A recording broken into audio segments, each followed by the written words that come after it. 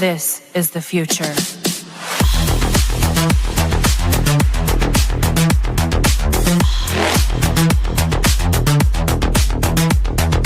Evolution. The Crossing Realms Conference launches September 19th and 20th and will dock in Richmond, Missouri. This is already being called the event of the year, folks. With an unprecedented list of speakers and special guests, 2 days of cryptids, UFOs, and paranormal presentations, along with a celebrity-filled ghost hunt, meet and greet, gallery reading, vendors, and a film screening. This promises to be both educational and fun.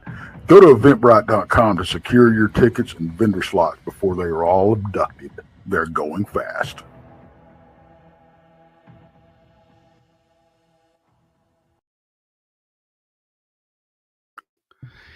Hello, one and all. Welcome to Brunch with Bigfoot, Michigan Rob. Of course, I'm your host, BMR.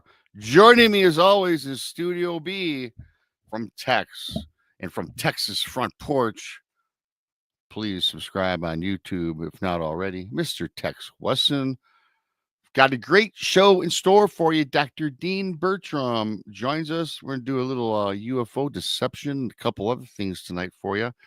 You can find Dr. Dean on Talking Weird under the flagship of Doug Hijack, who's a sponsor for our conference that you just saw the little advertisement roll on Untold Radio AM or Untold Radio Network. So you can find Dr. Dean there. Thanks to everybody for coming on in. If it is your first time, please subscribe to Bigfoot Michigan Rob on YouTube. Of course, Texas Front Porch on YouTube. Donnie Cho Says Stuff. The Blondes and the Booze Paranormal Podcast. Monica Rollins, Our Paranormal World. Paranormal Paul. And the Duchess Diva, Danielle Diva. She'll be at the conference. Check her out on YouTube as well. Special shout out. If you didn't miss the Tuesday night show, PRT, Josh Turner, Paranormal Roundtable. We just had 2,500 views from Tuesday and almost 400 likes. That was a fantastic show. Check that out. It's in the archives. It's free. Check it out. You can also find us on Spreaker, iHeartRadio, Apple Podcasts, Google, wherever podcasts are found. Check us out, and it's free. Just download the shows and check them on out if you're driving around your car. Of course, the Super Chat's open. A great way to support what we do around here. You can become a BMR pirate. Join today, mateys. Arr! Join the many, join the few. Depends on your point of view. And Mickey G has been a member for 9 months. Round of applause for Mickey G. Thank you so much, Mickey. Appreciate you. That's awesome. And yeah, so with that being said, I think I covered just about everything. I'm going to bring up Mr. Tex. What's happening, Tex? Hey. Good How to see are you. you? Hey, man, I'm pretty good. You know, and Dr. Dean could probably talk on this too. I know Wisconsin, Michigan, we're the same states, yet totally different. And of course, Texas is like Texas, you know. Yesterday, it was 72 degrees outside, bright sunshine, blue sky.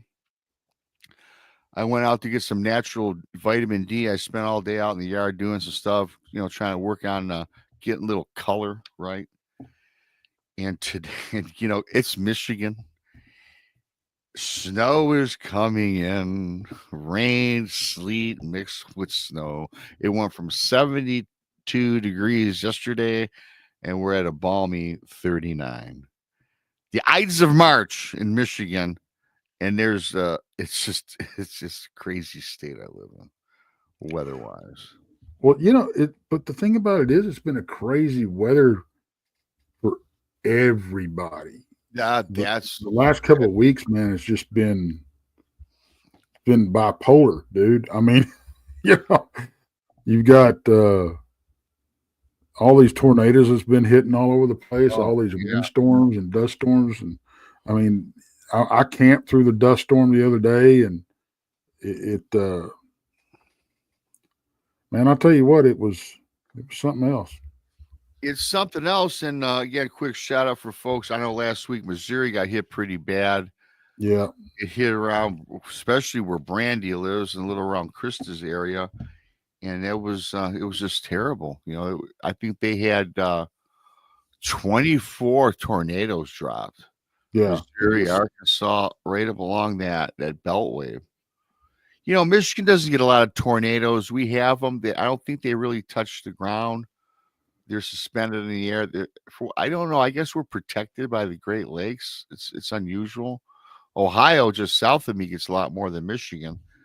Thankfully though, but we get we get a lot of very bad high wind storms and a lot of thunderstorms is what we get. That knock on wood have not produced too many tornadoes in my since I've been here in Michigan. So we get, of course, Texas and Missouri and Arkansas and Oklahoma, Kansas. We're all in that what they call Tornado Alley. Something interesting about Tornado Alley,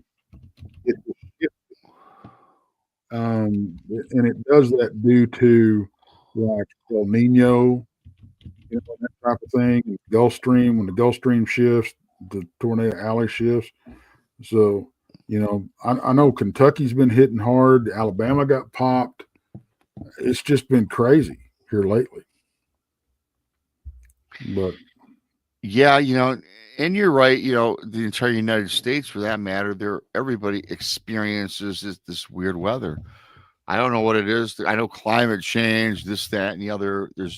And then you have the conspiracy theories, shooting lasers up into the atmosphere. I mean, there's a whole plethora. In fact, we should actually do a show just on that. We could probably have 3 hours of material to cover if you want to get into that, because it's very strange. When I was a kid growing up, we used to get, like, in my part of town, 3-4 feet of snow. We would make igloos, make tunnels, have a lot of fun. And I must tell you, even the snow where I live now, northern Michigan's different. I'm in southern Michigan, but I tell you what, Tex, it doesn't snow here at all until we'll get a downpour of snow for 3 or 4 days in February, a little bit in January. I remember Christmas Day, Christmas morning, waking up. Lately, the last several years, it's been a balmy 60 degrees.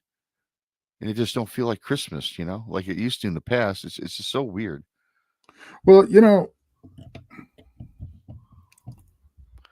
you talk about the whole weird weather phenomenon, and is it, do we have, we know they see the clouds, they say they do,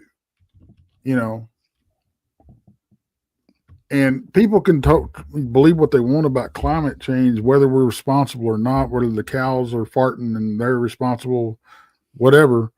But you cannot say that if you've got a lick of common sense, you can't sit there and say that the growth of humanity and the growth of technology and the output of stuff doesn't have some kind of change effect on the global weather. It does. It does. But there again, you also have to consider that the Earth runs in cycles. We're due for a new ice age. So, and the thing about misconception about an ice age is everything's frozen. Not necessarily. It doesn't work that way. No, that's not. You're correct with that. And maybe Dr. Dean can chime in when I bring up here in just a couple seconds. I was reading somewhere, and I don't know the axis of which the Earth spins on. Do you know the axis actually moves every year just a little? I mean, naked to the human eye, and I can't give you the scientific measurement, but it moves just a little bit towards the east, or maybe it's the west. And that does have an effect on the weather. Yeah. Just that microscopic movement, but it's been taking place, they've discovered, over the last 20 years. And you start adding that up, that's going to be quite a movement. on the axis. Think about it. Well, of course, the Earth's flat, so none of that's relevant anyway. Oh, of course. Last time I checked, when I poured water on a globe, though, Tex, it falls right off. Goes right. I know, no matter how fast you spin it. I suppose if you had it spinning at 1 million revolutions per second, it would flatten out and just be dispersed in a flat plane. That's because of the speed. But enough of all that. Maybe Dr. Dean can chime in. I can't wait to bring him up, and I'm going to 5, 4, 3, 2, 1. Hello. Howdy, gentlemen. How you Dr. doing? Dean Bertram's in the house. Yeah. Man, it's good to be here with you both. It's always You good too, to buddy. see you. You've been on a few times on our show. We've been on your show a few times. It's always awesome. And like we were talking backstage, Dr. Dean, you're going to be a featured speaker at our conference September 19th and 20th. I can't wait to meet you finally in person. I'm so hyped about that conference. It looks just amazing. You know what I'm looking forward to the most is having a beer with Dr. Dean. Oh, yeah. We'll have more than one beer, Tex, I think. Oh, absolutely, brother. We're going to tear it up, man. Yeah. Well, we're all getting down there on Wednesday or Thursday prior. At least I'll be there, at least by Thursday. Oh, So, nice. yeah, that's going to be the hangout and cut loose before we all have to go to work for 2 days. That's true. I was only talking to my girlfriend about this the other day. One of the reasons I'm looking so forward to it is I run 2 film festivals here, and they just wrapped. And you can probably tell I caught a cold afterwards. My body always is on like I go 1,000,000 miles an hour for the months in the lead up, and then afterwards I always inevitably tend to get sick. I caught my daughter's cold this time.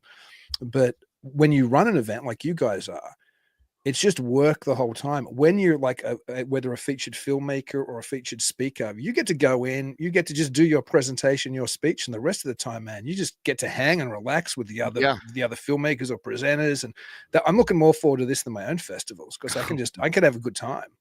Well, when we all start putting this together, we were deciding the format, and sure, and we're not copying anybody. Other people have done this, but I'm fascinated because, first of all, if you combine our speakers and our featured guests, there's like 20 folks. And again, this conference is going to cover UFOs, cryptids, and paranormal. So it's a flavor for everybody. And the majority of the folks that are joining us, most people have heard of. Some are bigger than others, but that's immaterial. But yeah, they're known people, researchers, filmmakers, whatever genre, right? And then the cool thing is they're going to hang out, most of them, on Saturday when we do our ghost hunt, which is already sold out. Wow. So they're not like getting on a plane and going home. They're actually going to be there for a couple of days hanging with everybody, which I think is unprecedented today. Because as you said, speaker comes in, does his thing. You might have a drink or two after the show. Then boom, they're on their way home. So they're going to be there for 2 days, which I'm really excited about. A lot of great people. Yeah, I'm going to be there the whole time. I'm looking forward to meeting you guys, looking forward to meeting any other listeners of Talking Weird or anybody who's got any vague interest in any of this stuff. I mean, the great joy, as you're saying, of these kind of conferences is as much getting to meet and engage people, particularly one like you're having where everybody's hanging around. Yeah, because you get to it's a social event with like-minded people, whether it's film festivals like I run or whether it's a paranormal event like you guys run, to spend 2 or 3 days with people who share your common interests.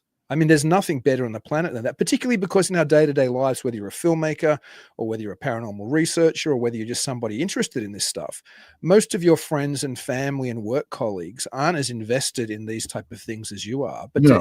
it's like it's almost like going home to your family when you go to these kind of things. Yeah, it is. It's like a big family reunion. And the funny thing is, and it's really not funny at all, it's like when you meet someone you never met, for the first, like in a regular social environment, let's say you're going to a party, in the beginning, everyone's a little standoffish till you get to mingle about. But it seems like when you talk to people like minds, like you said, it's almost like the first time I meet somebody, it's like I've known them for years. Yeah, it's like you're seeing them again after you haven't seen them. Yeah.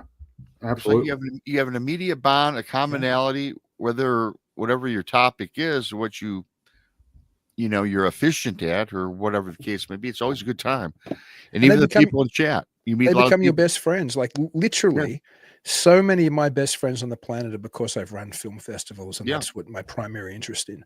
I never would have met them if I wasn't consistently running and going to film festivals. People who don't even live in the same continent as me sometimes, right? Yeah. But yeah. you have this immediate connection, and it's the same in the paranormal world. I was lucky enough to be an invited speaker to Milwaukee Paracon, and there are people there I'm still talking to that I never would have met if I didn't go to that conference, ever.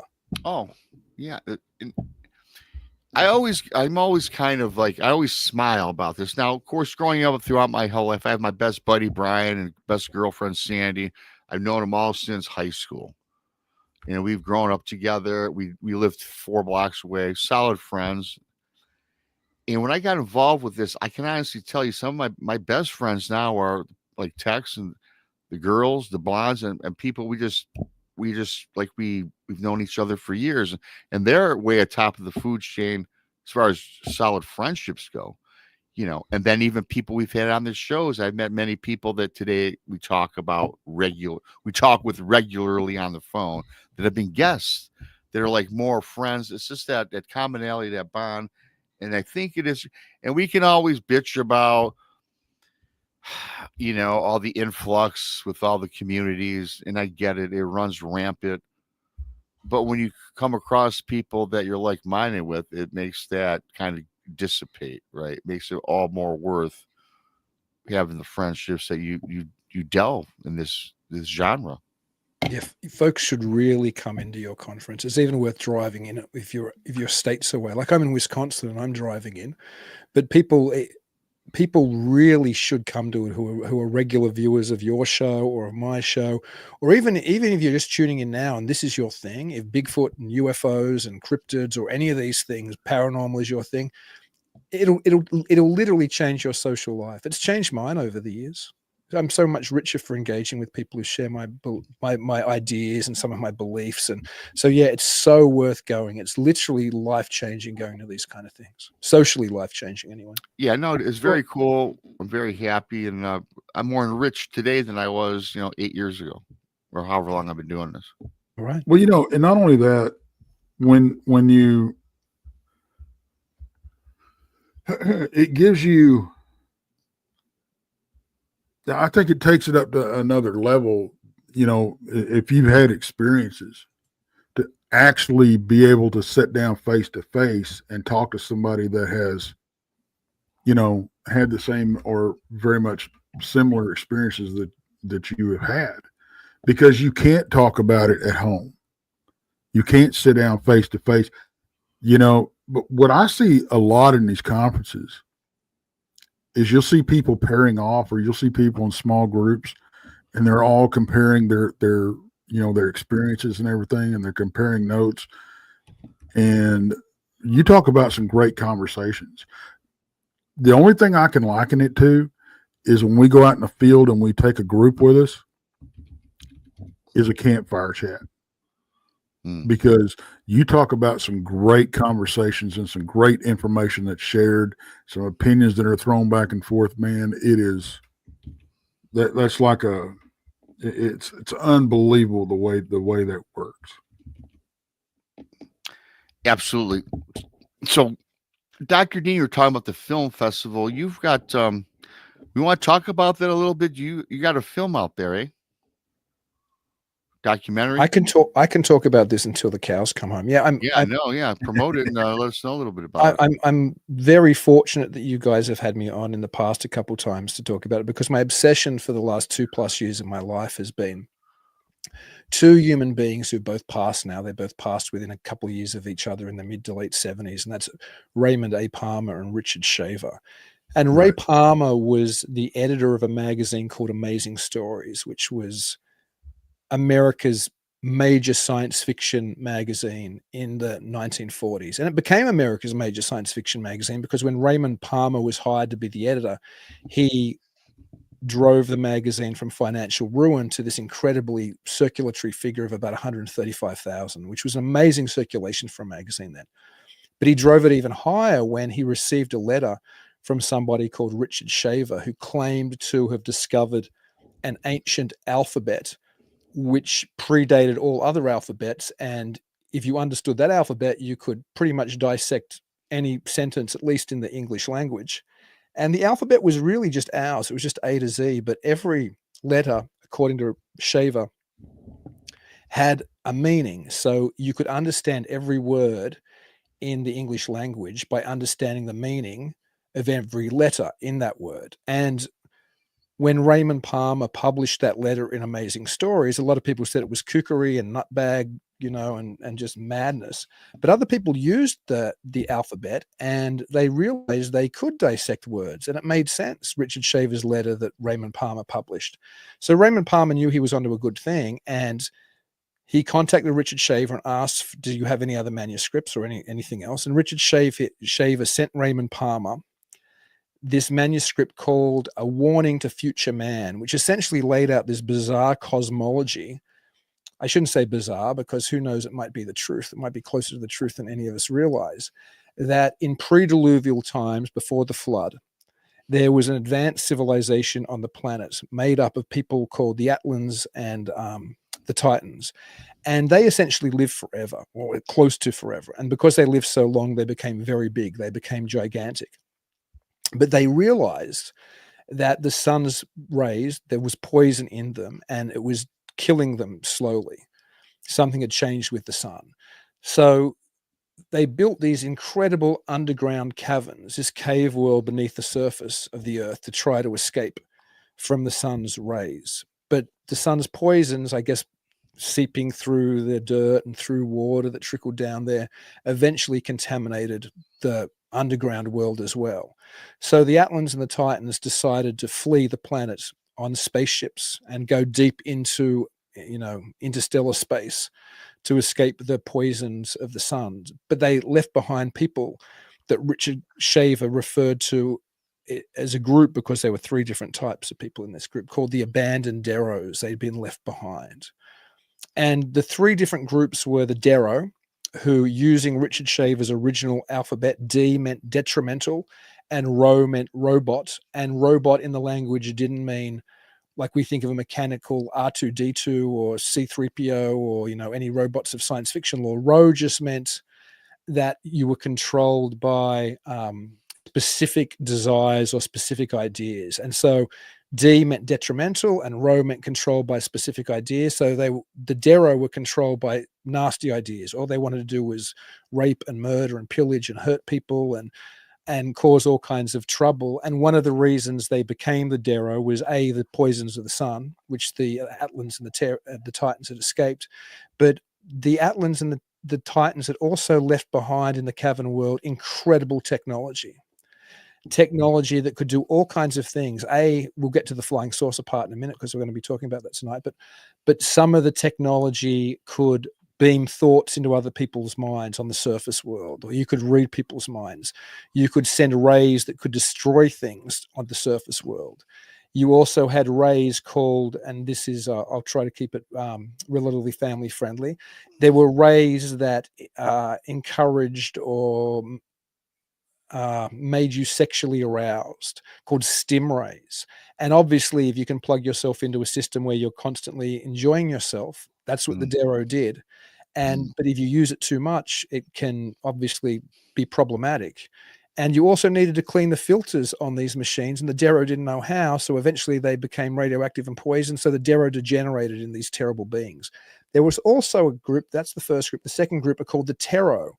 T in Richard Shaver's language stood for integrative. And integrative, as the T suggests on the Christian Bible, like a cross, it means these people are good, prepared to sacrifice themselves for others. They're concerned about the better parts of everybody's well-being.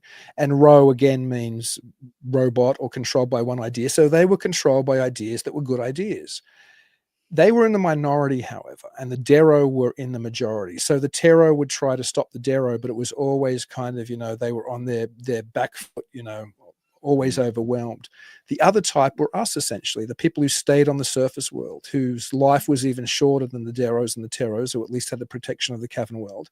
And they became you and me. And so we're constantly at prey from the Dero and from the Tero trying to help us occasionally if they can. And anyway, so when Ray Palmer received this kind of treatise or cosmology, he broke it down into a story instead, or he filled it into a story. So he turned a 10,000 word kind of cosmology into a 30,000 word science fiction novelette, and he published it as a story called I Remember Lemuria. And then that issue drove Amazing Story sales to 185,000. And from then on, the Shaver Mystery became the most popular story in almost probably pulp magazines at the time. Palmer got the magazine up to 250,000 and circulation, which was unheard of at the time because of the popularity of the Shaver Mystery. But there was a massive backlash from the fans, and also a massive backlash from mainstream media, who thought it was dangerous and threatening in magazines like, I think it was talked about in Harper's and Life and various things. And eventually that was canned. So it laid the framework for much of ufology, though. And I mean, this is something I could talk about forever, but that's what I've been obsessed with and studying. I'd already written about it in my PhD decades ago, but it's been the focus of my life for the last 2 years. And I have a film based on that story called The Shaver Mystery, which is really just a segment which I fiddled with to make a complete kind of story from the bigger feature that I'm making called The Man Who Invented Flying Saucers. And The Shaver Mystery has, it's done very well on the festival circuit. It's won about 10 awards now, I think, including 8 Best Documentary Awards. And I think that's because it's such a weird story. Nobody's ever heard this story before, and it's so important. It's still on the festival circuit. It's next playing in New York City at the PK Dick Film Festival, or the Philip K. Dick Film Festival, which is in early April. People can find that just by Googling Philip K. Dick Film Festival. But it's also screening at your guys' event, where I'll also be there to do a presentation on the second part of the Shaver Mystery, because this story doesn't end when it ended in the pages of Amazing Stories. Wow. So these Darrow and Taro, these are creatures of the inner earth. They all went to the inner earth, and there's That's correct. Societies. I mean, the inner earth is fascinating. So you're suggesting that there are indeed life forms in our inner earth, according to the Shaver Mysteries. According to Richard Shaver, I mean, I'm not so sure. I'm fascinated with it as a story, and I'm fascinated with it academically and I guess sociologically, but it's as good an explanation as any other for some of the weirdness. So let me ask you this, Dean. What is the best, if any, physical evidence of this? Well, that's something else I cover in the broader documentary, The Man Who Invented Flying Saucers. And this is probably what brought me into the story in a way, is when back in the day, Jason McLean, who's a good friend of both you guys and of me, we used to do a show on the Untold Radio Network, where I still do Talking Weird every Tuesday night at 9 p.m. But we used to do a show in that time slot called Mysterious Library, and where we would look at books and articles of all kind of things, strange documentaries sometimes. And I'd written about the Shaver Mystery in my my PhD dissertation on UFO belief. And I said to Jason, hey, let's do the Shaver Mystery. And he was kind of aware of it, you know, and he was like, yeah, that'll be fun. Let's do that. And and don't forget, when I first wrote about this, when I was doing my PhD dissertation, I lived in Sydney, Australia. It's a long time ago. And so when I started researching Shaver and Palmer again, I was listening to an old Long John Nebel radio broadcast where they were both interviewed. And Long John Nebel was kind of like the proto Art Bell or the proto George Norrie. Like, that was the first syndicated paranormal big radio show in America out of New York City. It was a big deal back in like the 50s and the 60s. And he was interviewing Raymond Palmer and Richard Shaver. This is after the Amazing Stories days, but they were still talking about the mystery. And on that show, during, I suppose, a commercial break or leading up to a commercial break, Long John said, we're being joined by Raymond Palmer and Richard Shaver from Amherst, Wisconsin. And I went, and I knew, you know, at the back of my mind, I knew Palmer had been from Wisconsin originally. I did know that. And I knew that he'd moved to Chicago when he was doing Amazing Stories, but I hadn't thought about that reality for well over a decade since I'd done my PhD. And I went, how far is Amherst from where I live? And so I plugged that into the Google Maps, and it was down the road. Literally, it's the neighboring county to me. And I went, get out of town. And so this starts circulating in my mind. And I think I don't think I knew Richard Shaver lived there yet, because I think the actual broadcast said it's Raymond Palmer, and that's why we're being able to talk to Richard Shaver. So I knew Palmer lived there. And then when I started researching more, I found out that they both lived there when I started to decide I was going to make this documentary, because it was so close to where I live. But the second part of the Shaver mystery that I was teasing about before, this might be what Richard Shaver would tell you was the evidence to answer your question, Tex, is when he moved to rural Wisconsin, along with Ray Palmer, they moved into neighboring rural properties, like just down the road from literally each other, within less than a mile of each other. They both bought, I think, like 140 or 180 acres. One day, Richard Shaver's wife, Dorothy Shaver, dropped some little stones, little pebbles on Richard's desk and said, "Look at these. There's little figures and there's little faces in these stones." And Richard Shaver, according to him, didn't pay any of it attention to it, really. It just seemed like his wife was, I don't know. Sometimes I guess we all do that when people show us stuff which we just think's crazy. But which is funny coming from Richard Shaver. But anyway, Richard Shaver eventually looked at those little rocks and little stones, and lo and behold, what did he see in those little stones? Little faces and little figures. And Richard Shaver began to believe that his property, and perhaps all of the Amherst-Lanark area, his farm was actually Lanark, but it's right near Amherst, was on top of some ancient pre-diluvial civilization's city, proof of what he'd been writing about in the Shaver mystery. And for the rest of Richard Shaver's life, and it turned out not to just be there, he found evidence within rocks of prior civilizations. And he believed not just that they were carvings or anything made by those civilizations, but that somehow they had a technology where they were able to imprint messages and images and video within rocks that he called rock books. But that technology had long since been lost on how to read the rock books properly. So what he would do is he would carve rocks into slices, and he would see imprints of these stories, which he would then project with an artist projector onto a canvas, and he would paint and he would make those images clearer.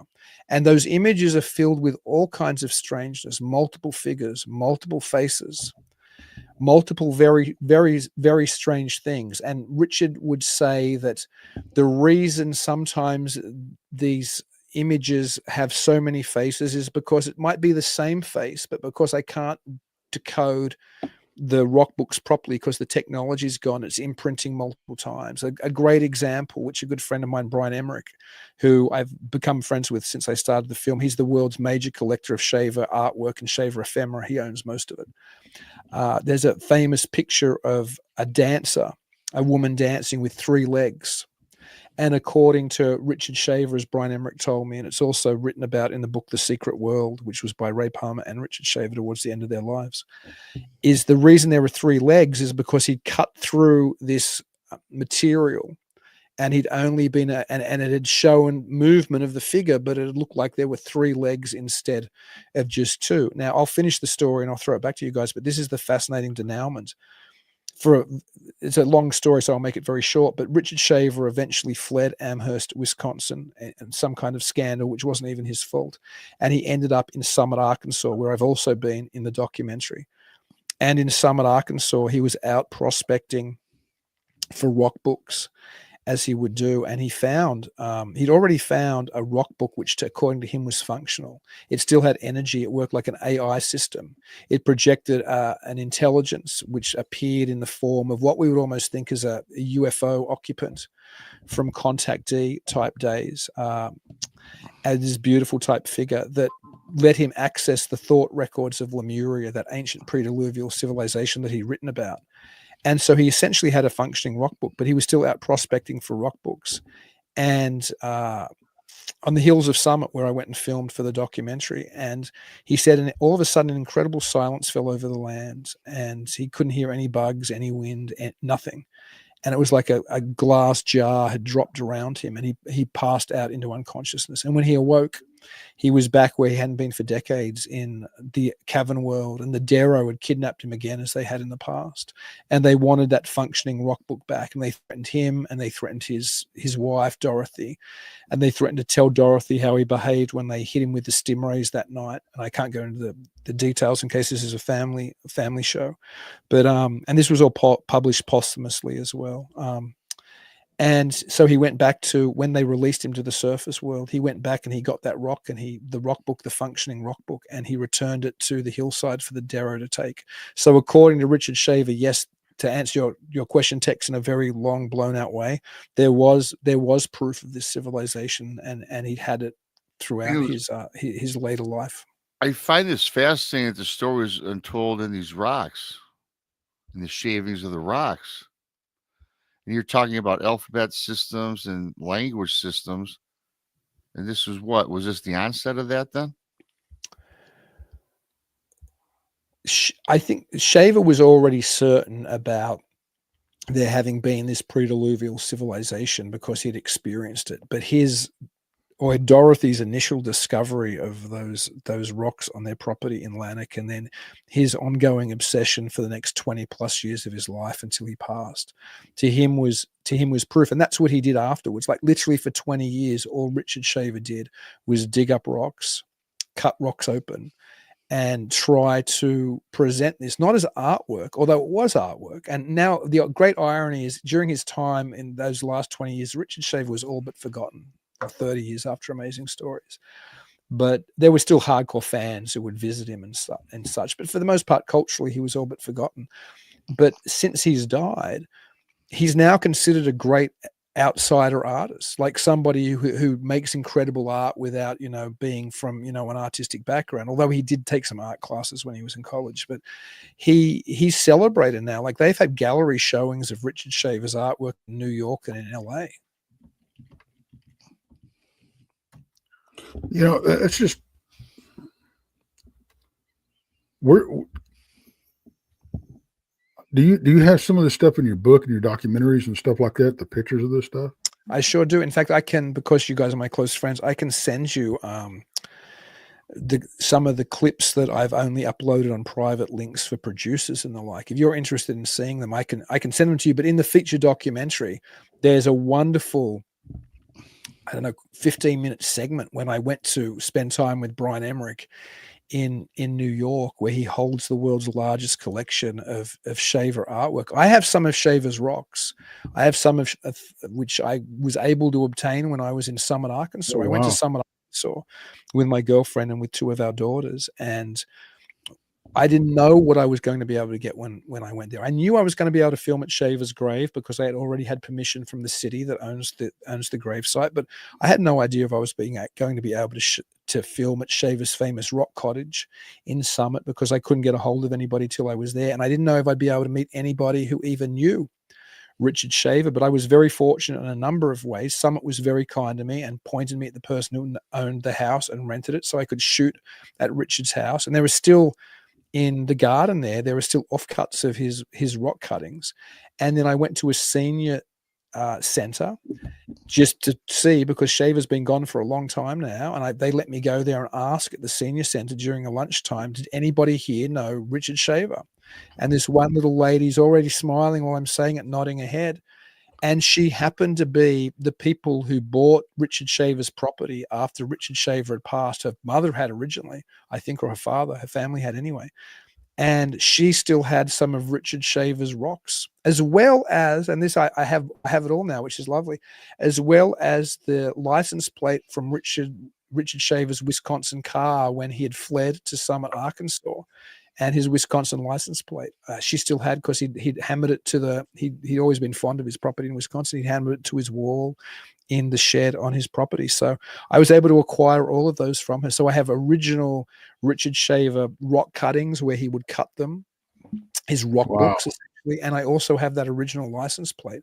So these things exist. The artwork, though, is far rarer. Richard Toronto, who is the owns, I think, maybe some of it. He is the main biographer. So if anybody's interested in this, they should get a book from Richard Toronto called War Over Lemuria. But he has several books on it. But War Over Lemuria is a good place to start. It's an incredible book. But he recently discovered that one of what had been thought of to be a long lost Shaver painting, which was in some of the books, has been discovered now. So that still exists. And again, my good friend Brian Emmerich owns the majority of the known Shaver artwork and most of the Shaver ephemera as well, like the letters between him and Palmer and all of that good stuff. So there's still the records are still out there, just nobody's really paying attention to them. I had a quick question on how I'm trying to think about you're cutting into a rock, splicing a rock, not splicing it, cutting it. How was he able to? What type of device or tool did he use? Like a laser, where? Because I'm thinking about hitting a hammer, on a rock, and the pieces go all over, which totally would screw up the records. What do you use? Some sort of laser to cut through the rock, or? That's a good question. Before I started looking at this stuff, I had no idea. But there are rock saws. There are literal saws that do this kind of cutting. And when I was first, long before I went to Summit, when I was first investigating in Amherst, and I found the property where Shaver's property in Amherst or Lanark, Wisconsin used to be, I met the owner of that current property, and he said his parents had bought the property after Shaver had left. And he said there was all of these and this is why I knew he was telling me the truth, because I'd heard the descriptions. There were all these very thin pieces of rock. And he was like, how does anybody even do that? And it was, apparently they were lacquered, like he would put something on it. But when Richard Shaver fled Lanark, Wisconsin, he said he left behind more than $1 million of rock books, because in his mind they were worth a fortune. But all those have been lost now. Like I said, what happened to those books to the owner of the property now, the son of the people who bought it back in the day? And he said, well, I think some neighbors took it, and I don't know what happened to the rest. Like it was probably just bulldozed, because they bulldozed Shaver's old house. That's a great irony too. Shaver was a complete atheist. He thought all of this was physical and completely real and had no spiritual component. And where Shaver's house used to be on that property, there's now a Catholic shrine, like a literal, and this is not that uncommon in this part of the world, like a proper, like big Catholic shrine with, statues of Mary and Jesus and the saints and the like. So Shaver's turning in his grave about that. So when you said these other beings fled this earth, right? What are these beings like? Are they known now as other? Because we got so many species of aliens that we talk about and stuff like that. What are we looking at? That's a good question, and it's totally related to the Shaver mystery. So before the Shaver mystery got cancelled, right towards the end in 1947, I'm giving you a slightly long answer because I think it'll be more We rewarding. got plenty of time. You can stretch it out, Dr. Dean. Thanks, man. In 1947, June of 1947, Ray Palmer did one of the last great hurrahs of the Shaver mystery. He was already being pressured by Ziff Davis, the publishers, to cancel it, as I said before, because of pressure from, magazines criticizing Ziff Davis, the fans complaining about it. And not many of the fans, like science fiction fandom then was only 1,000 to 2,000 people. So hundreds of thousands of people loved this story, but the hardcore sci-fi fans hated it, which was, again, only 1,000 to 2,000 people. But so Raymond Palmer did a last great, almost, and he still ran Shaver stories for a little while after this, but not long after this. He did a last great hurrah, the Amazing Stories issue of June of 1947. And it was literally on the cover, it says the All Shaver Mystery issue. And that entire issue has nothing but stories from Richard Shaver. And in many ways, the Amazing Stories had already become the All Shaver mystery magazine anyway, because Raymond Palmer had given more and more time to it. But this was literally the All Shaver issue. And in that magazine, there were, I think, 3 different stories by Shaver. There's, I think, an article or 2 by Shaver, and there's articles by other people who back up what Shaver was saying. And one of those articles is from the great Fortean Vincent Gaddis. And Vincent Gaddis wrote a piece in that article, and this is June of 1947. Remember that date because it's significant. And that means June of 1947 issue actually goes on sale the month before, because June is when you pull it off the newsstands, right? So, or at the end of June you do. So the issue, the story by, or the article by Gaddis was called "Visitors from the Void," and what that article essentially was a historical record going up to recent times of strange things seen in the skies before the term flying saucers had become popularized for what we now we say UFOs or UAPs. We didn't say that for a little while. Well, I properly, will although say those this, terms, Doc. I will say this. I don't want to interrupt you. I still say flying saucer on occasion I love it. because I love saw it. a flying saucer at 6, and to me, they were flying saucers. So, anyways, I didn't want to interrupt you, but you didn't. That's my favorite term of the three, to be honest. But so we didn't have any of that nomenclature yet. So the article was called "Visitors from the Void," and it kind of tracked essentially flying saucers or UFOs or UAPs historically. And it essentially said they were from out there, if they were extraterrestrial. Anyway, so this is on the newsstands when in June of 1924, Kenneth Arnold has the first modern flying saucer experience where this term became popularized from. He's flying near Mount Rainier in Washington. He's not a commercial pilot. He's a fire salesman, essentially somebody who sells like firefighting equipment. And he was looking for what was already there'd been a military plane had gone down in the area, so he was paying attention when he was doing his business, trying to find this plane because there was a big award for it if anybody had spotted it now near Mount Rainier. And he sees 9 strange objects flying at a ridiculously fast speed near Mount Rainier. Now they weren't flying saucers; they were actually like boomerang kind of shaped objects or delta wing type planes. Now we would think of them like, they weren't saucers. And there was one of them, I think, that was a heel shaped object. It looked like the heel of a shoe or the heel of a boot, quite literally. And when he landed and started to tell the story, that story exploded onto the headlines around the world through news services that this man has seen flying saucers. And there's lots of different versions of why the media called them flying saucers. One of the versions is that Kenneth Arnold described them as they moved as saucers would if you skipped them over water, like you throw, a flat rock over water and it bounces. Chris Orbeck has recently discovered, a great Fortean writer, that the term flying saucers was already popular in America at that stage, having nothing to do with extraterrestrial spacecraft, but because the sport of skeet and trap shooting was super popular, and they used to call clay pigeons flying saucers, and it was a well-known term. So that's why headline writers might have chosen that term. Anyway, for whatever reason, flying saucers entered the vocabulary, and awareness of strange things in the skies re-emerged in America at the same time that this best-selling issue of Amazing Stories was on the shelves. Long story short, it's become long now, it was when that happened, Richard Shaver contacted Ray Palmer and said, "See, I told you these things are in the caverns and they fly out of the caverns," because Richard Shaver had already talked about devices in the caverns, much like flying saucers, that could move at all these kind of weird angles so they could navigate the cavern world and that they could come to the surface. And Richard Shaver had also long since said that outer space races, not just the Atlans and the Terrans who had fled, like we were talking about Tex and Rob, but that there were other entities who came back to this planet trying to loot things from this planet, take resources, particularly resources in the cavern world, because there was a very advanced cavern world built with incredible technology, according to Richard Shaver, left below the surface of this earth, that was left in the hands of the detrimental underground aliens, the Dero, and some of the more integrative aliens, the Tero, who controlled this, but that they would still come back trying to loot this material.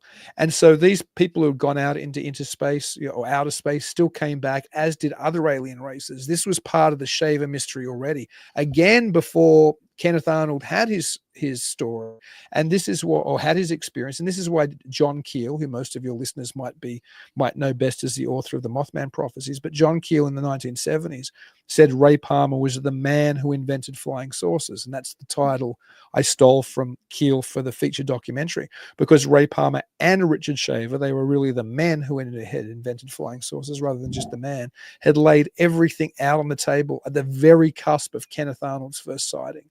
And that became super super influential in the way that people who thought about UFOs or flying saucers as extraterrestrial would understand this mystery going forward from 1947.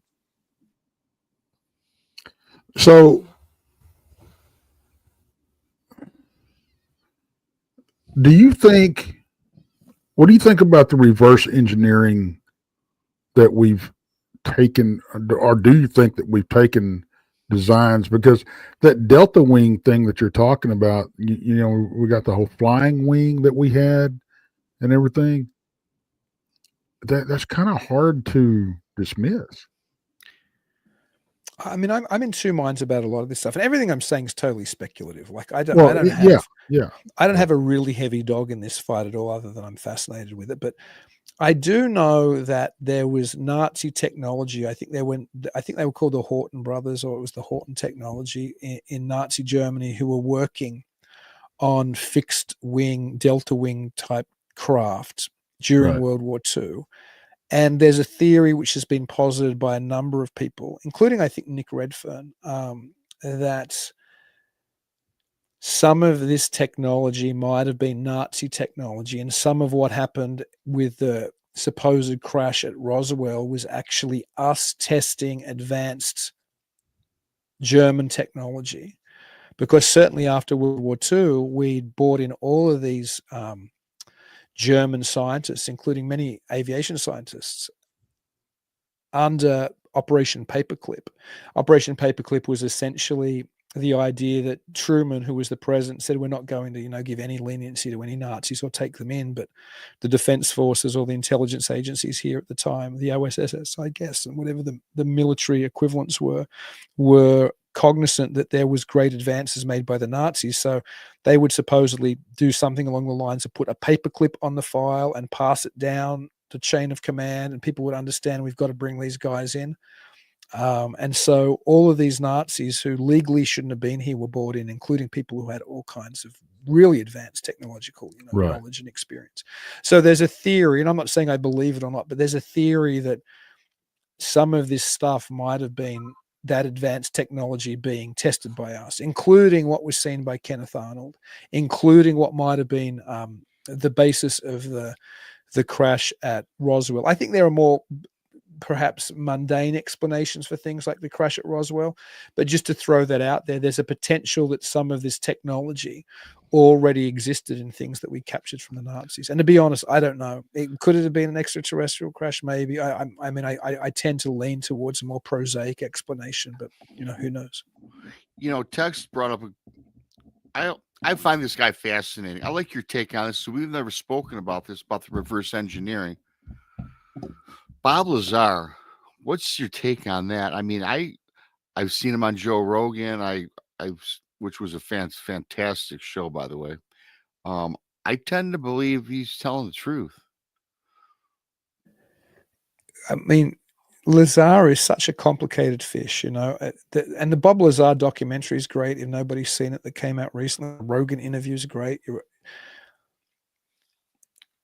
There's a number of possibilities, and I'm so suspicious, and maybe it's just my nature. I'm so suspicious of any whistleblower, including Bob Lazar, who gets to tell their story, because I tend to think the story only gets out there because the powers that be let it get out there. I don't for a second believe that if there was somebody going public with a story that the deepest parts of the deep state didn't want out there, that person wouldn't be suicided. Call me suspicious. Oh, no, I hear you.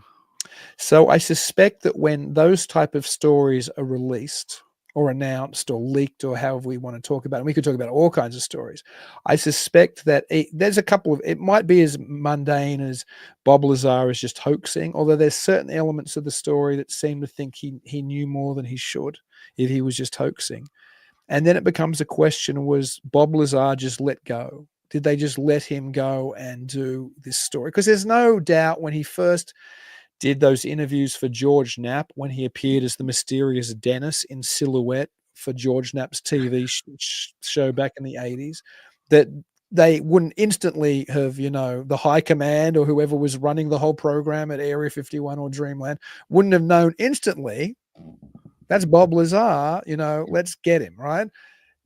I just can't believe for a second that he's been allowed to speak about this stuff for so long unless they wanted him to speak about that for so long. And that might be that it's real and they wanted to leak this information. It might be that it's real and it sounded so ludicrous that it distracted people from the reality. It might be that it's not real and this helped somehow spin the story to foreign actors or foreign agencies that we had this incredibly advanced alien technology and might make them think twice before going to war with us.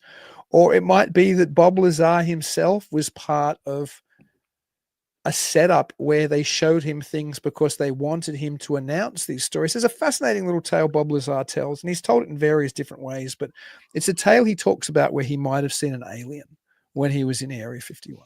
And he talks about walking down a hallway and past, I guess a small window, and he glanced in only momentarily, and it looked like there were these two Air Force people or, I guess intelligence officers or humans or technicians or somebody talking to what looked like an alien sitting on a chair. And he's gone, well, maybe it was an alien, and maybe it was a dummy, maybe it was a test dummy, maybe it was something else.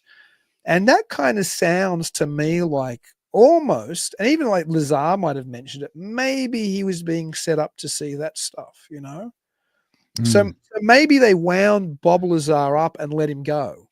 I don't know. I think we have to be super suspicious of any information we hear from alleged whistleblower sources, because I think the history of American politics, and I love this country, I'm not saying anything bad about it because I adore it, and the history of the 20th and the 21st century period is people who have secrets that they don't want to get out, and they think they get, and when I say they, I mean the deep state or intelligence agencies or whoever, they tend to be disappeared or silenced or suicided pretty damn quickly.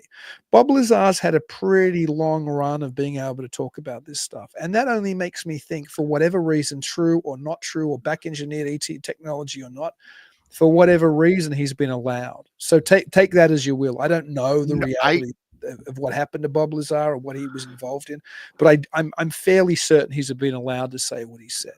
I think you make a great point, because we don't talk about this enough, because I forgot the guy's name. Every time when we talk UFOs and these subjects, I always forget this man's name. In New Mexico, where allegedly there was an underground base and he was a black ops guy and they fought the Terror or some alien reptilians. And then when he went public, he mysteriously died. Phil Schneider. Yes. So yeah, he went public with something similar too. So, but he was eliminated according to whatever source you believe in. Yeah, Phil Schneider's story, true or... I gotta write his name down. I always forget it. Thank you. Yeah. That's all right. His story, true or not true, certainly has echoes of the Shaver mystery. And if I take any kind of believer hat off at the moment and I just put on a sociological, historian hat, I would say that is just a modern manifestation of underground UFO lore that has been popularized even before the Shaver mystery, but was brought to the forefront of probably millions of Americans' minds with the Shaver mystery.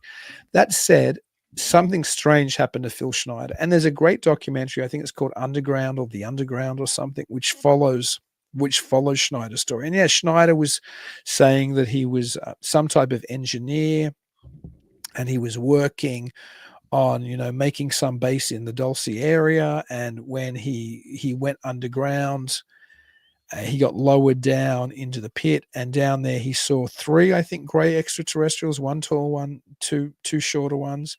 And the weird thing is, he said he carried as his sidearm a Walther PPK or something, which to me seems a very strange sidearm to carry. Like, it sounds like you've just read too many James Bond books. Right. Yeah. It doesn't have a lot of power. No. Power.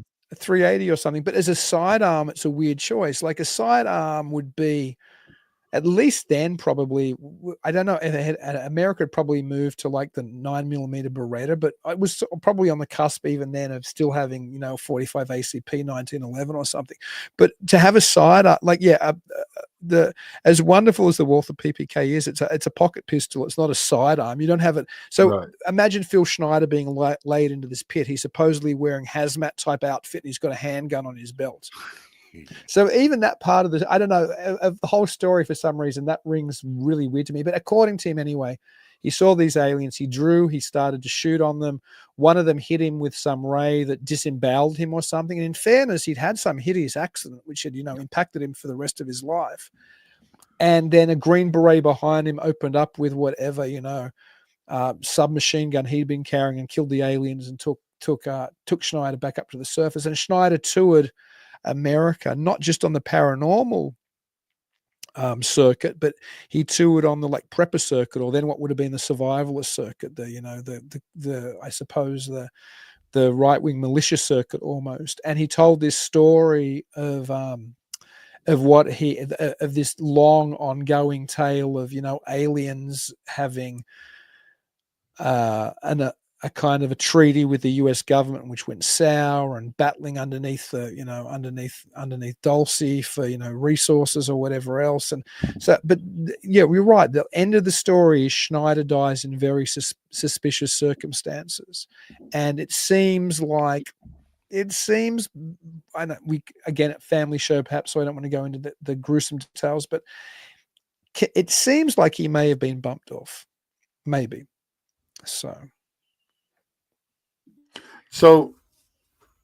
if somebody was to pin you down and want what do you believe? I mean, as far as all this inner earth and the relationships with that the government may or may not have with this thing. What with these entities, I'm going to call them that. And where do you fall on that? Well, or do you even feel comfortable doing that? No, I'm happy to talk about where I fall, but it's hard for me to say briefly, and I've already been ranting so much. I suspect that. Well, the show's about you, Dean. Come on. Yeah, no. If Tex and I are doing all the talking, then the show's not going the way we want it to go. Oh, well, thank you. Thank you for letting me rant and say my crazy things. I think that this might cover some of the UFO deception, which I think we promised in the kind of headline of the show. Yeah, that's what I mean. I think that when we look at the UFO phenomenon, we have to be conscious that there's all kinds of deception going on. And I think the most obvious deception is something we touched on briefly before, when I was saying I'm very suspicious when any of this information is released by whistleblowers or Bob Lazar or, David Grush or any of these people who come forward, Lou Elizondo, any of these people today who we associate with this, telling us something which is meant to be somehow secret or somehow something we should know, because I don't think being conscious of the way that government has worked in the 20th century into the 21st, and not just the American government, anywhere, that people with that type of releasing secrets that they shouldn't be releasing would be allowed to release them. Frankly, history doesn't tell me that that's how these things play out.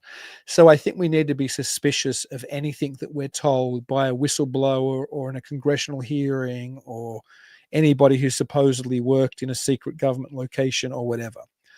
Though that's one level of deception, which I think to most people who really step back a little bit should be fairly clear.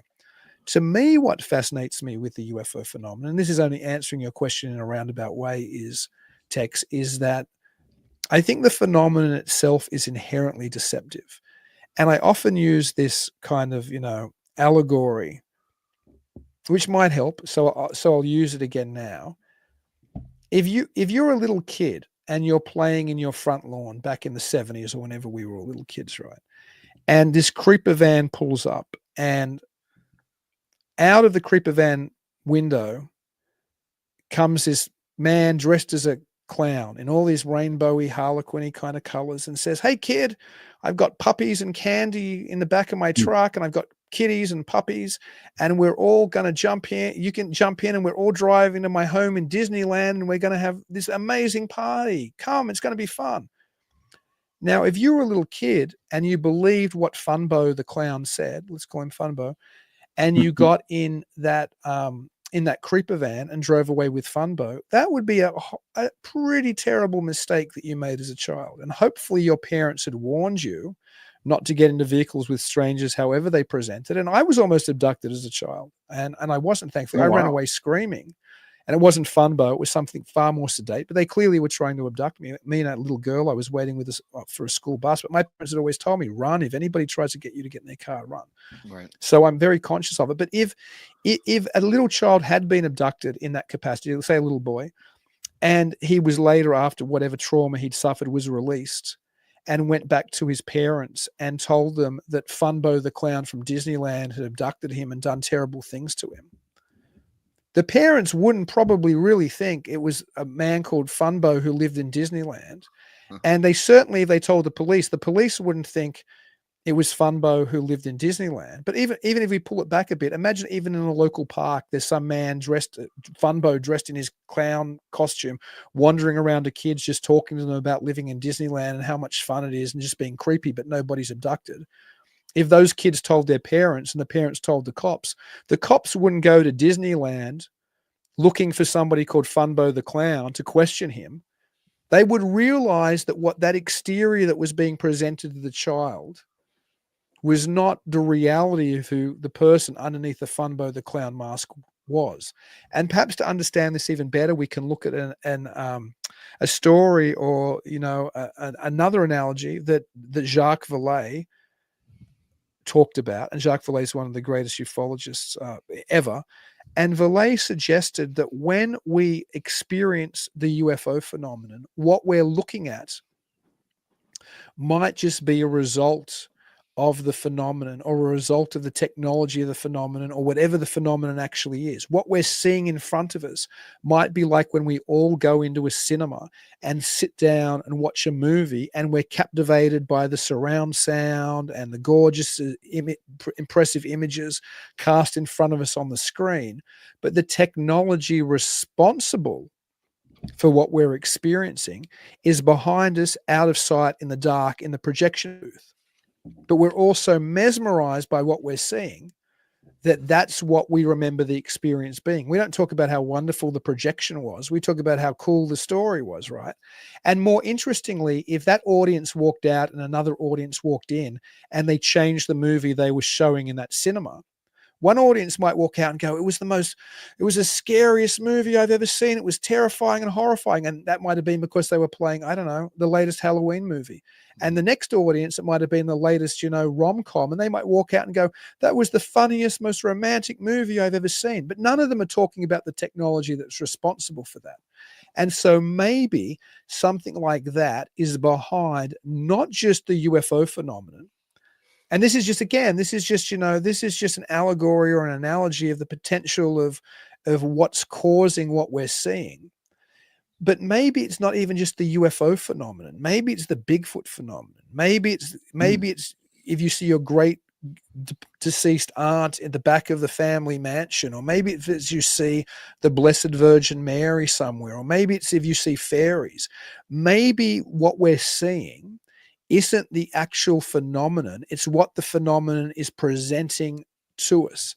And I think that's important to remember. And there were older traditions that taught us that. And we've forgotten those traditions now. Like fairy faith in Ireland, as one example, would teach people that what you saw when you experienced the fairies and what they told you was probably not the truth. The beautiful castle that they took you to might just be a dank cave in a hill. The gorgeous feast that they fed you might just be cow manure. The beautiful fairies might just really be ugly old crones. Like, you were aware, if you were raised in Ireland's fairy faith, that fairies were capable of doing something called glamour. And glamour was casting this almost like a spell on you, for lack of a better term, and you weren't experiencing reality. Now, somebody who was raised in fairy faith in Ireland 50 years or 100 years or 200 years ago understood, you should try to avoid the fairies at all costs, but if you encountered them, you should be very wary of what they told you and what you experienced, because it's not the truth. But we're not taught that today. So if either of you or me or Tex or Rob or me are driving home, some dark, deserted back road tonight, like where I live in the middle of nowhere, and if out to the side of us we see a bright light land and it looks like a traditional flying saucer shaped craft, and out from the craft we see little men, wander, most people in that experience are going to be, well, I've seen the science fiction movies, I've read the UFO books, I've listened to Coast to Coast. I saw a genuine extraterrestrial alien craft land, and the little men from Zeta Reticuli walked out of that craft. And this gets even worse if those people then are bothered by that experience, and it often does bother people, and they go and seek out a regressionist or something, and the next thing you know, under that deceit, under that confabulation, they think they're actually alien abductees, and their entire life changes because at one moment they saw something strange and they already have this built-in belief system, and then they go and interact with other people who encourage that built-in belief system, and other memories are magnificently drawn out of their minds, and their entire worldview changes. So to me, it's very important to anybody who has any experience or anybody who investigates any experience, whether it's, I think, to be honest, UFO or Bigfoot or anything else, that we're very careful to remember older traditions that taught us, be cognizant that what you experience when you experience the other might not really be what you're experiencing. And so to me, that's a long answer to your point, Tex, but whenever I think about any of these things, I'm very conscious that it's probably telling me lies or telling us lies.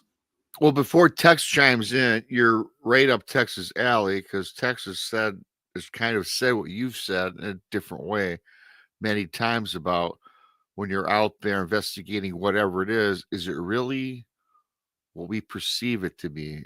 Are we manifesting something, or is the creature or the being, whatever case it is pretending to be something else? You talk about the glamour with the fairies. It was just so funny you bring that up. I just saw some movie. Beautiful women seduce these men. They're around this table and they're feasting on this banquet of pheasant, turkey, whatever. All these women, dressed in frilly gowns, and these guys are digging it. And then when reality set in, they were all these decrepit beasts, the women, right? And the food was maggots, and the food was all these other insects. And then these guys came to realization that they were tricked, and they were led to this den where the men were eventually, whatever they did with them. I fell asleep during that part of the movie. But yeah, I mean, that's, which is funny to fall asleep during that part. But anyway, yeah. But that's realization, though, right? That's to your point, and Tex believes in that theory. And I often wonder, like Rob was saying, and perception is reality. That's one thing we have to remember for anybody. Whatever you perceive is your reality of whatever happened to you. So I think witnessing these things, whether they are projecting an image they want you to see, or if it's just our mind making us perceive it in a way that it can handle it, I think it can go either way, unfortunately. I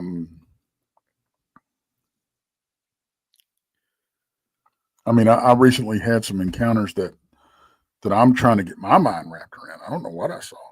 I know what it looked like from what, has been put out there. Do you think that the things that we going back to the horror movie and the rom-com situation, do you think that inside when we turn these things internal, that even when we have like things communicating with us, or when we see something that doesn't matter, do you think our perception is twisted by our own minds to water it down so we can accept what's happening to us?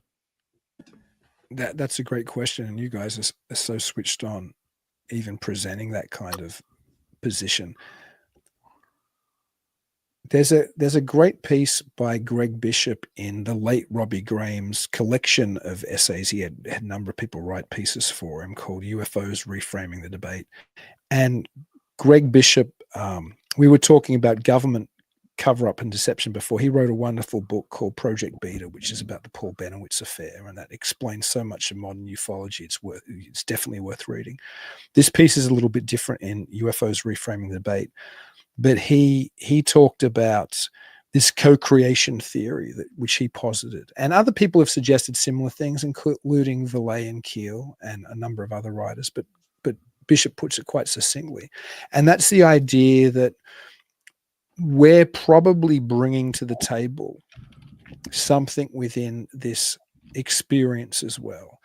When we have an experience, I don't think it's free from our own cultural and psychological expectations.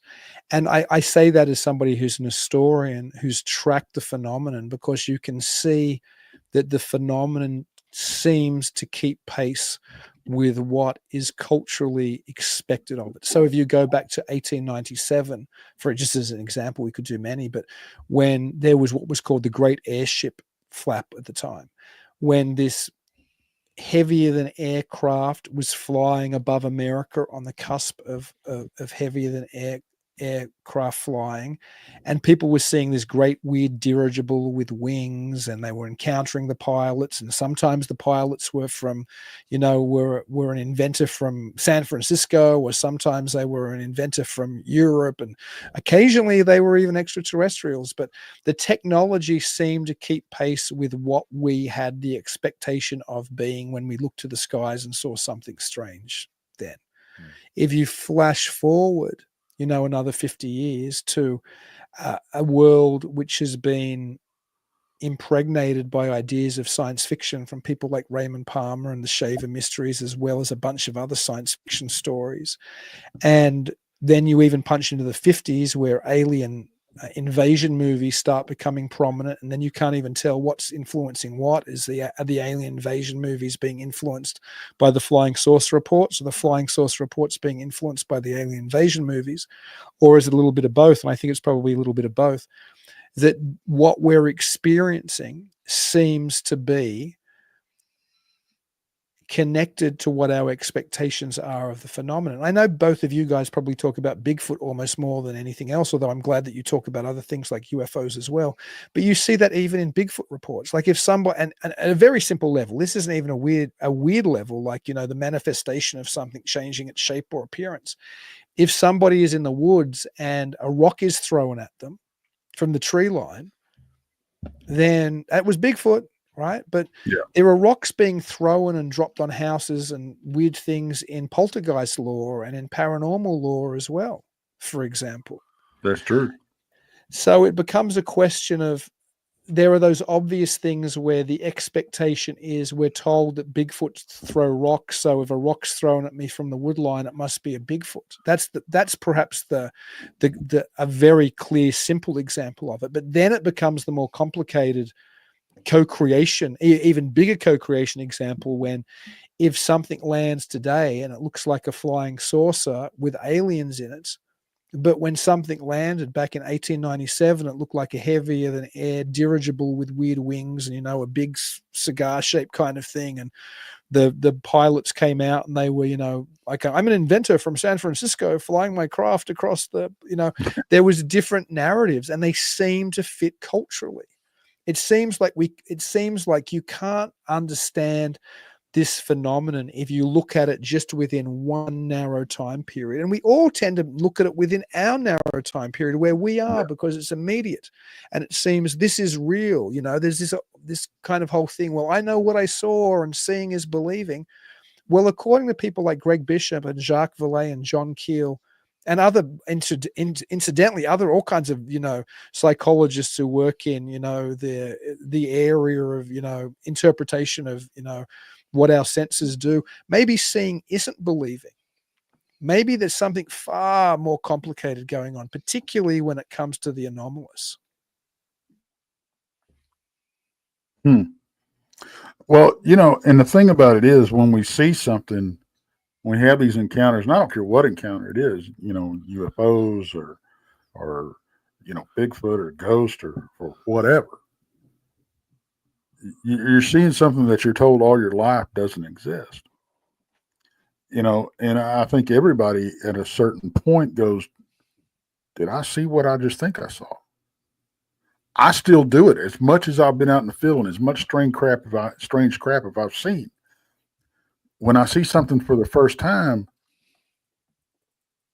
I'm like, what, you have to, your mind's trying to deal with what you just witnessed, and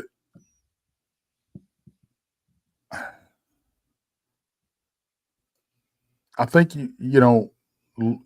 what I try to do, and you're talking about, different time frames and time periods, generational, I guess you could say. I try to take what I saw and go, okay, this is what label we're putting on it now, but what is possibly the label that got put on it in the past? And could this be the same entity? Does that make sense?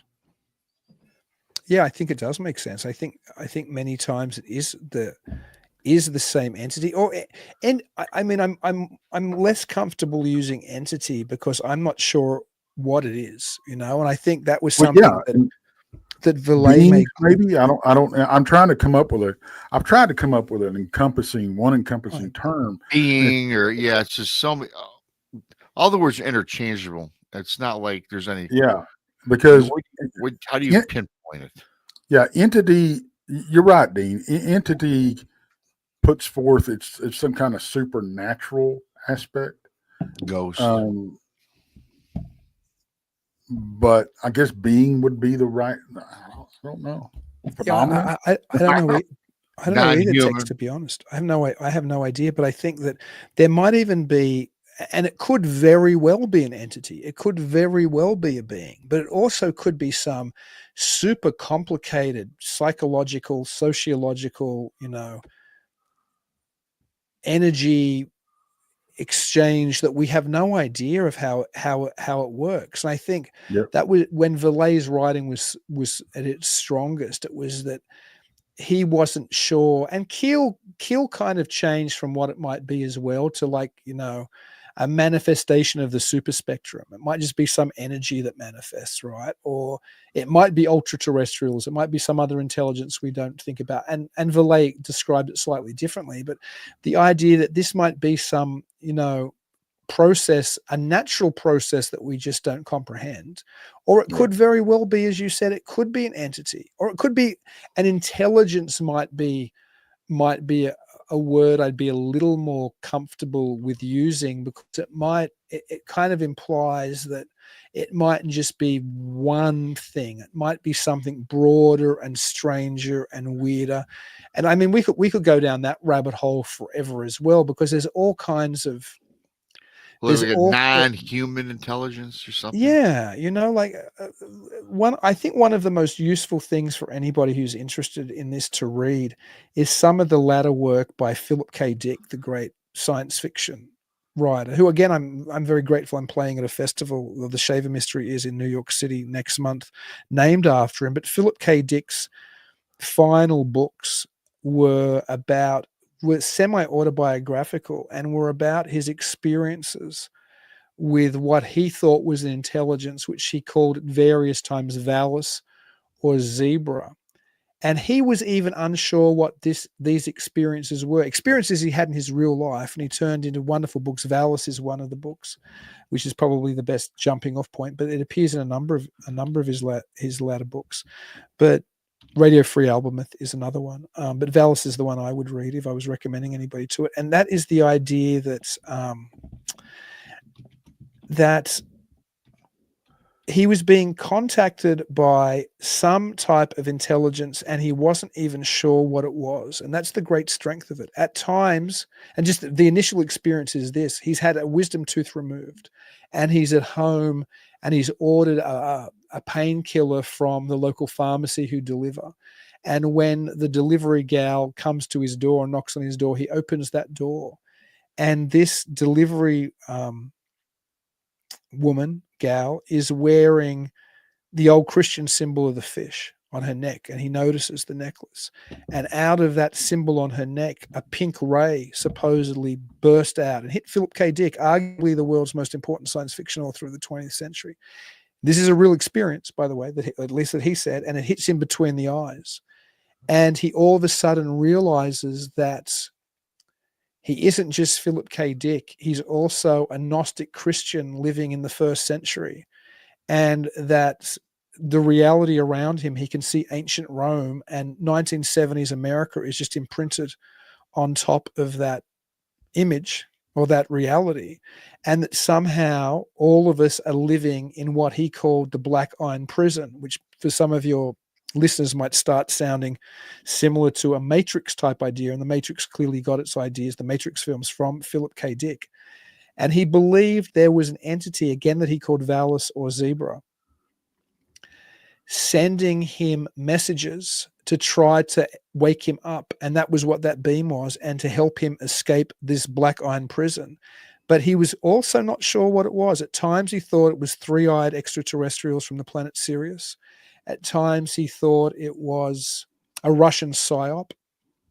And at times he thought it was God himself. And Dick became a Gnostic Christian, or was a Gnostic Christian. And that Valis might have been some type of living plasmid. So to get back to the entity thing and the intelligence thing, this is where it becomes complicated, Tex. And later in his exegesis, which is his explanation of all of these things, and was published posthumously, Dick noted that Valis was very similar to the UFO phenomenon. It appeared as one thing, then it appeared as another. It popped up over here, it popped up over there. It always kept you guessing. It never really revealed what its true nature was. And it behaved, I guess, in a tricksterish element would be a popular way of describing it today. But what is that? Is that like an entity, a being, an intelligence, an interaction with? I don't even know. And that's why it's difficult for me to say what I think there's a genuine anomalous phenomenon, but I don't know and I think it's this. To be honest, this is me showing you my hand. I think it's the same phenomenon that shows us Bigfoot and Blessed Virgin Marys and pixies and fairies and ghosts and everything. I just think it's much like Valet described. We're being presented different manifestations of it. But what the intelligence or what the phenomenon is behind all of this, I mean, your guess is as good as mine. I don't know. Yeah, I don't know. It's a lot to get your head wrapped around, and you'll drive yourself crazy trying to figure it out. You will. I mean, sometimes I know with my experiences, I have to kind of just take it for what it is, for what I saw, and it's just because if you go down these rabbit holes, they're never ending. They're never ending, really. I mean, but I don't know. I don't know what it is. I'm still trying to figure it out. And when I say it, I mean everything. It's just funny too, Tex and Dean, is because I think a lot of people don't even recognize or put much credence in something that they might have experienced. Because I'll tell you guys off the cuff, and Tex knows this, Dean, a little bit. Throughout my life, I've come across a lot of strange paranormal accounts, right? I've seen ghosts, I've seen this, that, and the other shadow people. But you know what's funny? Is I never put much credence into it. I just thought that I don't know what I thought it was. You know, you try to process and figure this out, but they would happen repeatedly throughout my lifetime. And again, saw the flying saucer, saw these ghosts, all these things, weird stuff up until 2018 when I had my encounter out on the lake in the woods. Up until that point, I never gave much thought to any of it. Why do you think that is? I think there's a lot of people like me out there that might have seen a ghost, and then the next day they forget about it. Is it because our mind tunes it out? Because we're afraid of maybe what it is we're seeing, perhaps? A defense mechanism? Yeah, I think that's a good question too. I think it might be something like that. I think it might also be a known psychological process called cognitive dissonance. Like if you think the world behaves in a certain way, and that's how you operate in your existence. A traditional modern existence might be you get up, you clean your teeth, or you have your breakfast maybe in a different order, then you commute to work and you sit in a cubicle for 8-9 hours, and then you come home and you have dinner and watch Netflix and go to sleep and then rinse and repeat. You do it all over again. If that's your reality, and all of a sudden you're struck with something which is entirely separate from that reality, I think a number of things can happen. One is that it does act like some religious event which transforms you, particularly if you become focused on it and that becomes your new reality that overcomes your old reality. Or it can just be, this is too much for me to deal with, and it doesn't make, it doesn't correspond with what I know on a day-to-day basis. So let's stay on the day-to-day basis and let's ignore this paradigm shifting event that I just experienced. Yeah, I just found it interesting that, it was just like, for me, it was no big deal. It's a part of life thing, but I didn't really believe what I was seeing. It's funny how you can see something and not believe it. And I think a lot of people suffer from that. Or suffer's not the right word. But people blow things off on a daily basis. It's a coping mechanism, I guess. I think that's what it is. And there was a couple questions in chat that I thought were kind of cool. Here's one on my blog. My blog, Sunny, is awesome on Facebook. She has a nice blog on Facebook. Go check her out. She promotes all of our shows. She's very cool, very nice, nice site over there. Dr. Dean Bertram, what do you think about anti-gravity causing lost time?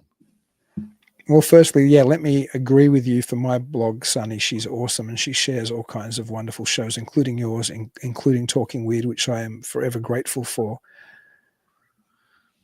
As a social scientist, I don't know enough about the effects of anti-gravity to cause loss of memory, or of what type of physical or psychological reality anti-gravity might pose on us. I do think that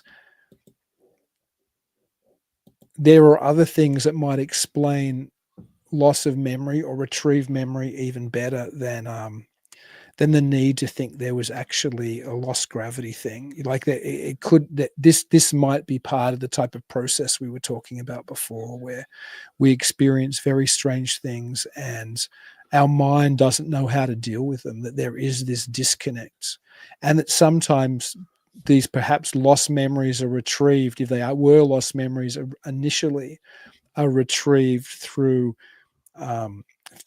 questionable methodologies like hypnotic regression, for example, if that's what Sunny's talking about. So an alien abductee might be told by their therapist or their regressionist, well, you forgot that because of anti-gravity, but the reality might be you never remembered that anyway, or that never even happened to you until you were in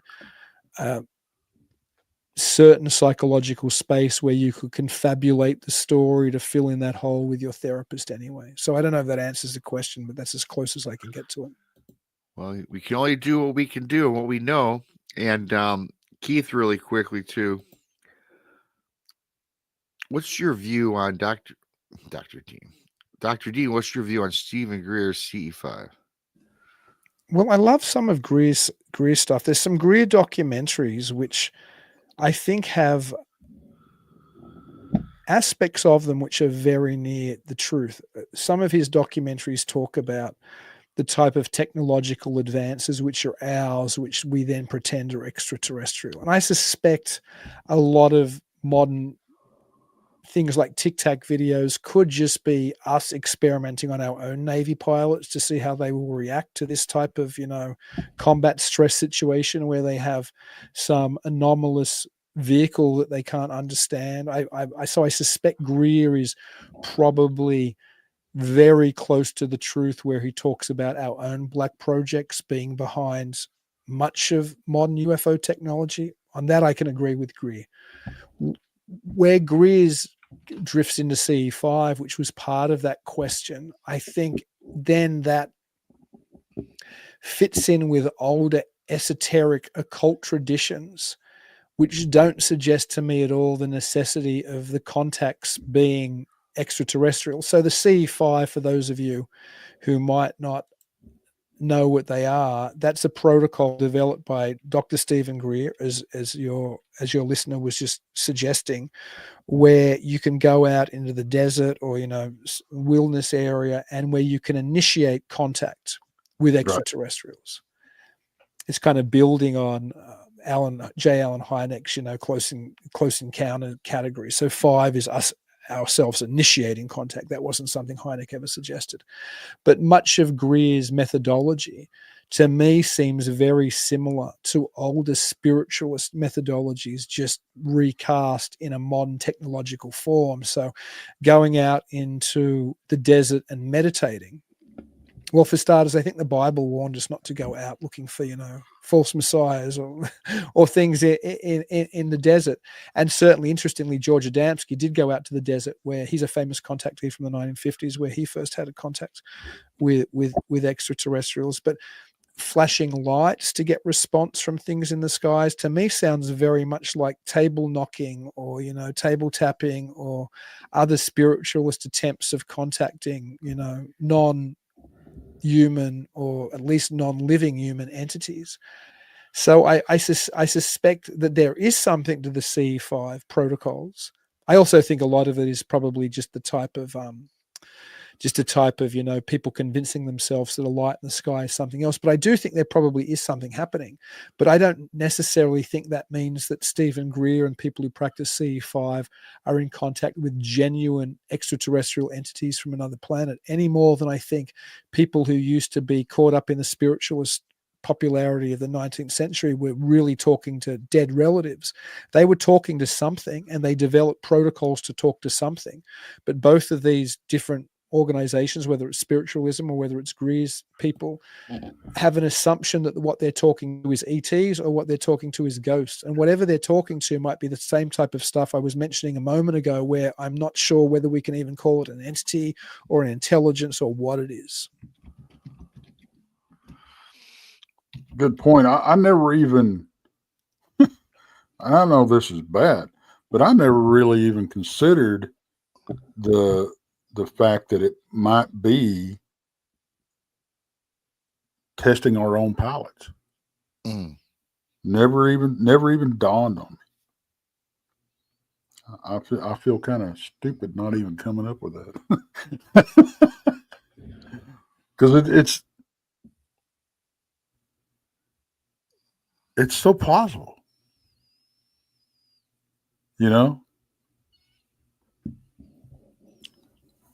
Well, there's something called the Phillip experiment, which I think took place in 1972 in Ontario, Canada, where a group of, I guess, parapsychological investigators decided to invent a figure, an entity called Phillip, and start communicating with this figure, right? Just a totally invented figure. And sure enough, they started communicating with Phillip, but they'd essentially created Phillip. Right. So that's an example of people being aware, perhaps, that they're kind of bringing something into existence. And we hear similar things about tulpas, about people who, and Jason McLean and I talked about this a little bit on the old Mysterious Library show, people who create a fictional figure like the Shadow or Constantine, and all of a sudden the authors themselves have encounters with these people that they talk about on the page. And I think Joshua Cutchin, who's one of the great researchers working today, he has a new book coming out. I think it's called Fourth Wall Phantoms, and it's about this kind of creation where we're clearly more involved in the creation of these things that we then experience. And perhaps that angle can help explain some of the things we're talking about today, where contacts with extraterrestrials, and I'm putting parenthesis around that for those who are listening and not watching, might not be somehow just a reflection of our cultural expectations when we encounter these things. And we talked a lot about the fact that maybe we are manifesting a lot of this to ourselves, because you go out in the woods to say, because and you're looking for Bigfoot. You see, it's taken to the extreme. You got a whole big group of people. If you believe in the mass conscious, the power of mass consciousness, you take out a whole big group of people, and you're all looking for the same thing. You're all focused on the same thing. To me, it's very possible that you manifest phenomena. So the CE5, that if you jump back into the CE5, if you've got a whole group of people and you're focused on seeing the same thing or having the same experience,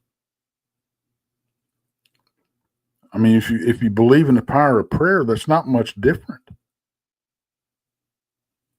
So, I mean, maybe that's what a lot of this, maybe the real value of being interested in the type of anomalous phenomena that we all are, and the real value of looking at it, perhaps should be that it does help us ask those deeper questions about how engaged are we with our reality, how influenced is our reality by our own thoughts and our own expectations.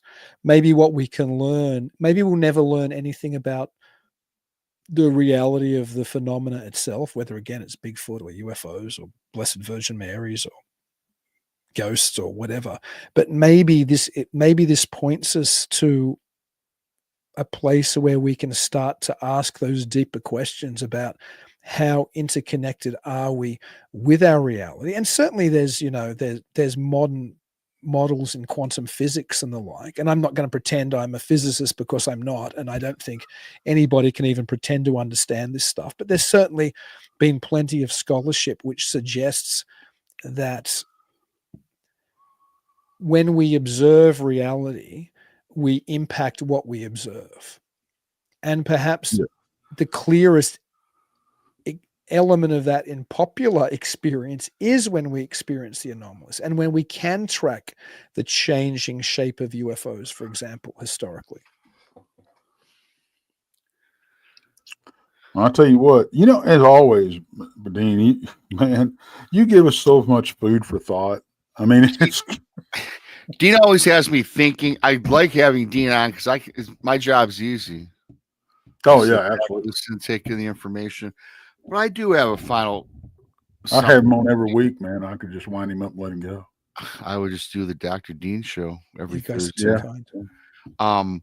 I do have one final thought, because I know you have your belief system. We all have our belief system.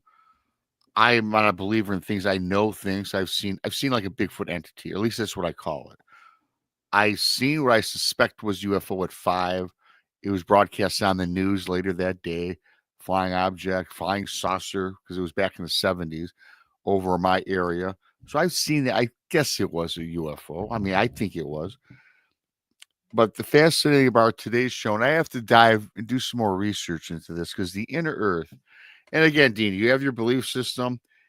You're a skeptic in some areas, and you're a believer in other areas. Do you think there is a civilization in inner Earth of these creatures, such as the Darrow and the Tarot? Do you think that's a possibility, or do you think it's just been passed on, as you discussed earlier today at the start of the show? I think that these ideas are so powerful archetypally, like if we look at the history of our belief systems, going back far before the Shaver mystery, and there's too many to talk about to get into now, but rest assured there's a history, and anybody who's even religious understands the idea of hell or Hades being beneath our feet.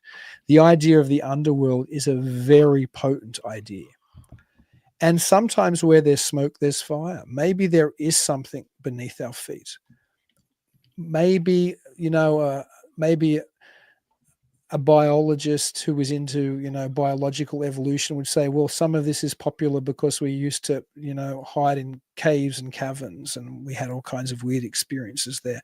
I don't know. I do know that it's worth looking at, it's worth talking about, it's worth realizing how important this is. But to answer your question directly, do I think there's an under-earth civilization? I probably don't, but I also don't know, it is kind of the standard answer because we don't know unless you've been to the inner earth. And I just wonder if we're exploring the inner earth. That's another interesting topic. I do know this, though, and maybe this will be my last main point unless you have other questions. I do know this. Richard Shaver, who also, in fairness, he did have some psychological or mental issues at some stages in his life, but he seemed to operate fairly well in society for the vast majority of it. He was absolutely certain that he'd had these experiences, as other people are. So I never like to write off somebody's experiential, story, but just saying, well, that's BS, because I don't know. But I do. I'm absolutely sure that Shaver was 100% sincere and genuine when he said he'd had these experiences. Like I say all the time, I take people's stories and I didn't walk in their shoes. As far-fetched as some may be and some others are not. I didn't walk in their shoes, just like my story's far-fetched for a lot of people, probably. Text probably. It is what it is until you've come across it and perceived it, processed it. We just don't know. And I guess we're never going to know and have the true answer until, I guess, we meet our maker. I don't know if you believe in that sort of thing. And some people are pro and con on that. This was a great show. For people just tuning in, you got to watch this from the beginning because we talked about a lot of great information. Dean with his awesome film, which he's been promoting, running around the country with his film festivals. And Dr. Dean Bertram is going to be at our conference as a featured speaker. I don't know what you got planned for us. I'm sure you're going to do a lot of what you've been doing, promoting your film and other things. And I can't wait to sit down and meet you in person and listen to you talking in person at our awesome event. And I always appreciate you when you come on. You can find Dr. Dean on Untold Radio AM Talking Weird. Any final thoughts, notes? You want to promote anything else, Dr. Dean, before we cut it loose? Well, if people are interested in the film and are interested in seeing where the short is screening, the Shaver Mystery is a standalone segment that I fiddled from the feature documentary. The feature still won't be out for about a year. The feature is called The Man Who Invented Flying Saucers. But if they want to see where it might be screening near them or just keep up to how I'm working on the feature, they can go to theshavermystery.com, which has been my on the screen this entire time beneath my name, if people want to check that out again. And that will take them to the Facebook page for The Man Who Invented Flying Saucers film, which also lists all the screening, whenever there's a new screening I announce, and whatever it's cool is happening in the film I announce. So I encourage people to look at that as well. And I always have to give a shout out to my blog, Sunny11. She's just fantastic. She promotes all of us, including Duke. Yes, Duke, you're not on Facebook, but my blog, Sunny, drops your shows, World Bigfoot Central. She's a cool person, fantastic, great moderator, great show. Before I also really briefly got to give a shout out to Mickey G, a pirate member for 9 months. Joshua Orton donated 5 Bigfoot pirate memberships. Shelly Montgomery for the awesome super chat. And Mr. Castro again for the awesome super chat. Of course, donations not expected, always appreciated. Just if people wonder what I do with super chats, I throw it on my cable bill. Because you gotta to do these shows, you have to have the best connections that you can buy. So that's kind of what I do with it. Whatever's left over, I'll buy a 12-pack of beer on the weekend. I don't know. That's about it. Thanks, Dr. Dean. Tex, what you got coming up? Today's what? Thursday? You got your next show is when? My next show is going to be, I'm going to be on with the girl. It's me and Brandy tonight. And then Monica is back in town. She's going to do her show tonight. So it'll be me, her, and Breezy catching up tonight. And then, geez Louise. Saturday, of course, we got your show. And then Sunday, I'll be co-hosting over on Southern Belle Bigfoot. So, awesome. I got my show Saturday night. I'll be on Tom Franklin's show at 6:45 p.m. tomorrow. And his show is called I forgot. Anyway, I'll be on his show on Friday. Sorry, Tom. Oh, I forgot I see there's so many shows. I can't, I'm getting old, man. I can't remember all these shows. We're on 7 days a week. We go on other people's shows, and sometimes I have a brain conundrum, I guess, if you want to call it that. Brain fart. Yeah, well, yeah, I did. Yeah. Yeah. I tell you what, I can't wait for. What? I can't wait for September because I can't wait to have these conversations after a couple of beers with Dean. Oh yeah, when we all call loose, I really gotta tell you what I really think. Yeah. Dean, I know you're a lot of fun too, because I look you up. When I have you on the show, I do look at your Facebook page. You got some pretty cool pictures. Dean likes to have a good time, and I will leave it at that. Thank you. And with that being said, I'm BMR for Tex, for Dr. Dean. Until next time, we're out.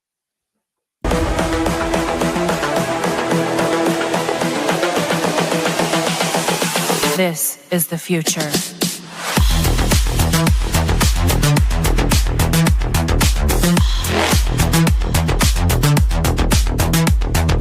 Evolution. The Crossing Realms Conference launches September 19th and 20th and will dock in Richmond, Missouri. This is already being called the event of the year, folks, with an unprecedented list of speakers and special guests, 2 days of cryptids, UFOs, and paranormal presentations, along with a celebrity-filled ghost hunt, meet and greet, gallery reading, vendors, and a film screening. This promises to be both educational and fun. Go to eventbrite.com to secure your tickets and vendor slots before they are all abducted. They're going fast.